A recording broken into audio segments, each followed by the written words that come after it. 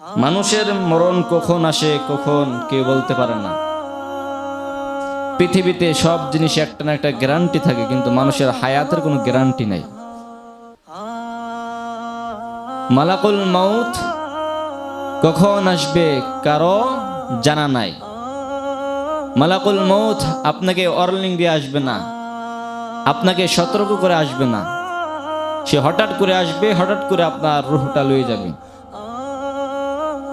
আর মালাকুল মৌতের আরেকটা হচ্ছে, মালাকুল মৌতের কোনো পকেট নাই যে আপনি তাকে ঘুষ দিবেন।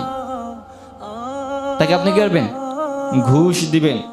মালাকুল মৌত কিন্তু ঘুষ খায় না, কারো ক্ষমতার দিকে মালাকুল মৌত তাকায় না। তাহলে মালাকুল মৌত যখন আসবে তখন আপনার রূহটা লয়ে যাবে।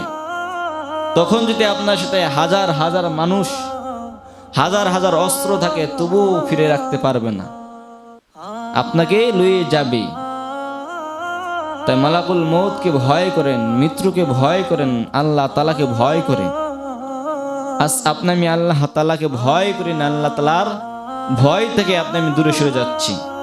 তাই আপনার ভিতরে আমার ভিতরে কাজ করে না, নামাজ কি জিনিস, রোজা কি জিনিস, আল্লাহ তাআলার ইবাদত কি জিনিস, এগুলো কাজ করে না, কারণ আল্লাহ তাআলার ভয় নাই।